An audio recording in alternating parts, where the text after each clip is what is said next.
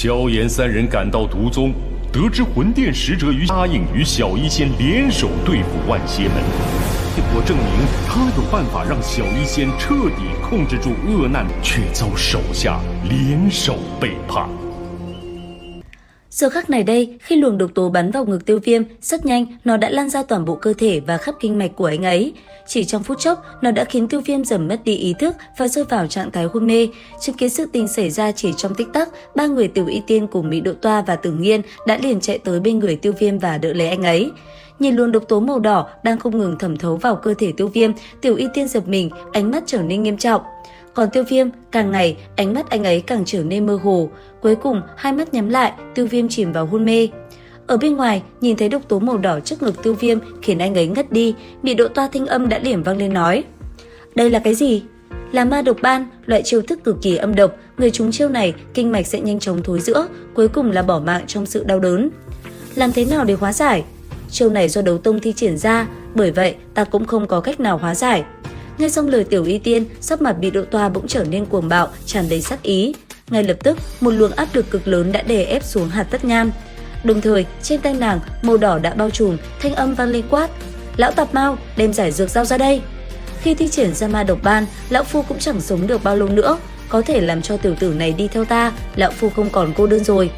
Hôm nay ta sẽ rút ruột gan ngươi ra để xem ngươi có nói hay không. Các ngươi vĩnh viễn không có cách giải, để cho hắn an táng cùng ta đi. Dứt lời, dưới loại áp lực kinh khủng của Mỹ Độ Toa, máu trên miệng Hạt Tất Nham ngày càng chảy ra nhiều hơn, xương cốt cũng gãy đoạn. Lúc này, Mỹ Độ Toa lạnh như băng nói: "Sau khi lấy mạng ngươi, ta sẽ đem toàn bộ Vạn Hạp môn chôn cùng ngươi." Lời nói vừa dứt, lửa giận trong Mỹ Độ Toa bạo phát, nàng liền cầm thi thể Hạt Tất Nham ném mạnh vào vách núi, sau đó băm vằm cơ thể hắn. Thời khắc đó, ngọn núi kia dưới cơn thịnh nộ của Mỹ Độ Toa như muốn chia năm xẻ bảy rồi nổ tung, cơ thể Hạt Tất Nham cũng theo đó mà biến mất. Sau đó, thân thể Mỹ Độ Toa cũng nhanh chóng đến chỗ ba người Tiểu Y Tiên. Cũng đúng vào lúc này, ánh mắt Tiêu Viêm chuyển động.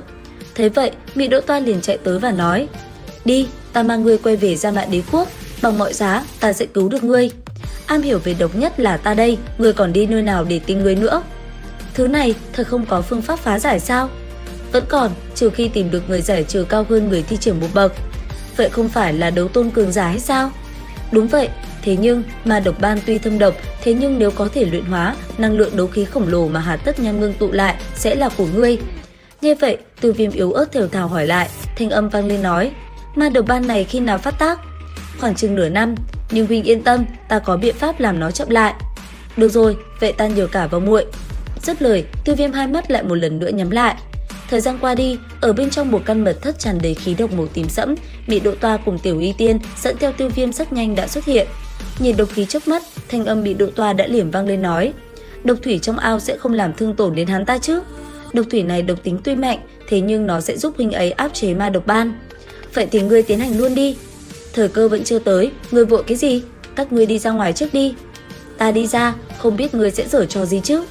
"Tùy các ngươi, nếu muốn thì cứ ở lại." Dứt lời, Tiểu Y Tiên liền lột chiếc áo của Tiêu Viêm ra, sau đó để anh ấy xuống ao độc.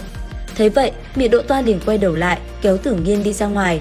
Thế nhưng trước khi ra, Tử Nghiên đột nhiên cười khúc khích nói: "Ồ tên kia, hắn ta chưa chắc đã to hơn ta khi ta lớn lên." Nhìn theo bóng dáng hai người rời xa, thu hồi ánh mắt, cặp chân ngọc ngà của Tiểu Y Tiên đã nhẹ nhàng bước tới độc trì.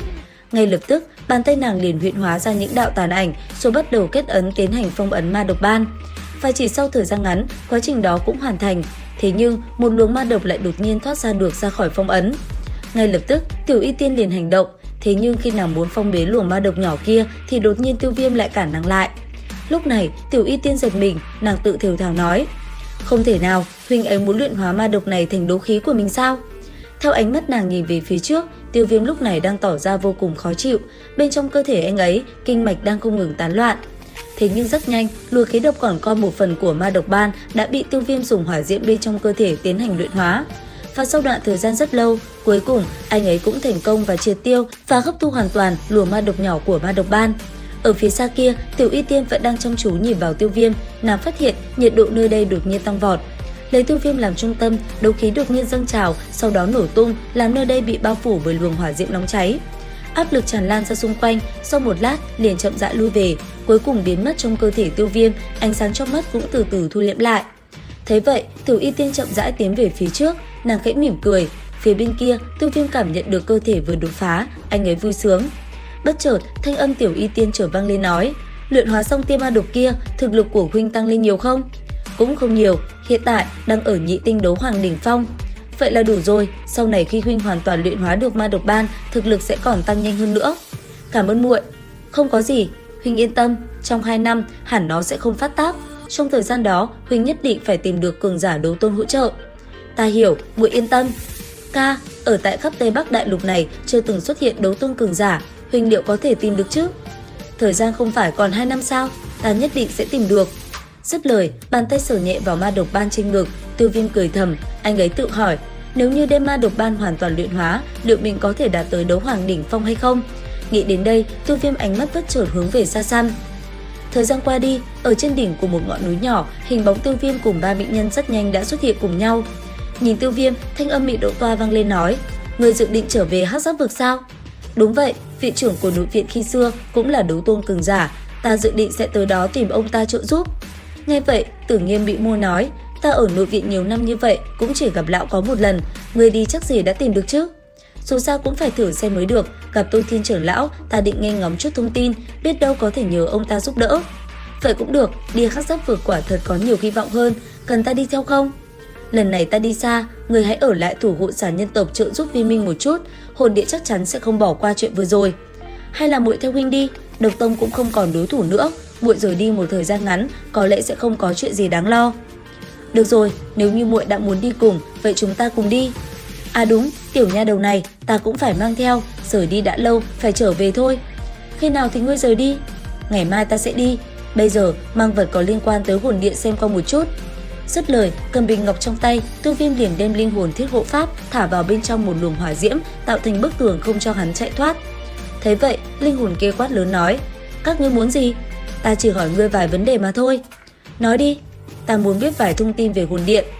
Tiểu tử, ngươi ăn gan hùm mật gấu rồi hay sao? Với ngươi, chỉ cần nhấc tay, nhấc chân là có thể lấy mạng toàn bộ các ngươi rồi. Nghe vậy, Tiêu Viêm bàn tay khẽ động, hỏa diễm liền thiêu đốt tên kia, làm hắn ta vùng vẫy. Cuối cùng, thanh âm hắn ta vang lên nói, ngươi muốn biết những gì về hồn điện? Thực lực thế nào? Hộ pháp như lão phu chia làm 3 bậc thiên, địa, nhân, trên hộ pháp còn có các vị tôn lão quyền cao chức trọng, thực lực của họ dù là khắp cả đại lục này cũng gọi là hiếm có đối thủ. Các hạ có biết người nào tên là Vụ hộ pháp không? Vụ Ưng, ngươi từng gặp lão rồi à? Đã từng đánh nhau một lần. Ông ta cũng là hộ pháp, nhưng cấp bậc cao hơn lão phu là địa hộ pháp. Địa hộ pháp thôi sao? Vậy địa chủ hồn địa có trình độ như thế nào? Địa chủ thần bí khó lường, đừng nói nhân hộ pháp như lão phu, cho dù là thiên hộ pháp cũng chưa từng được gặp. Hồn điện thu thập nhiều linh hồn như vậy để làm gì? Ta không biết, nhiệm vụ ta là tìm kiếm và bắt giữ càng nhiều linh hồn càng tốt. Tổng bộ của hồn điện ở đâu? Điều này ta cũng không biết. Hộ pháp các người sau khi thu thập linh hồn sẽ giam chỗ nào? Chúng ta giao nộp ở phân điện. Ngươi biết được bao nhiêu phân điện như vậy? Một cái, cấp bậc càng cao sẽ biết càng nhiều. Ở đâu? Đây là bí mật, nếu như ta nói, ta sẽ chịu hành hạ không kém ngươi. Vậy ngươi nói hay không? Dứt lời, hỏa diễm lại một lần nữa dâng lên, khiến tên kia kêu la thảm thiết. Cuối cùng, thanh âm vang lên hết. Mau dừng lại, ta sẽ nói. Phân điện mà ta biết ở Khê Thiên Táng, nằm ngay biên giới giữa trung tâm đại lục với đế quốc Thiên Tâm. Nếu như ngươi nói sai, hậu quả ngươi biết rồi đấy. Ngươi còn muốn giam cầm ta ư? Không lẽ thả ngươi? Dứt lời, Tiêu Viêm lại một lần nữa thu hắn ta vào bình ngọc và phong ấn lại.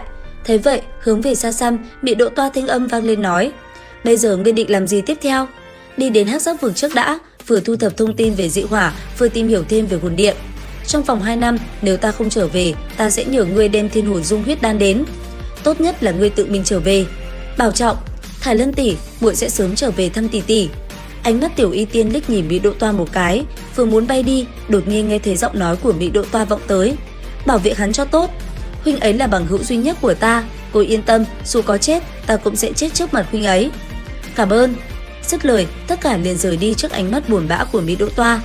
Đến đây thì hết tập 73/5 Đấu Phá Thương Khung. Xin chào và hẹn gặp lại các bạn ở những video tiếp theo.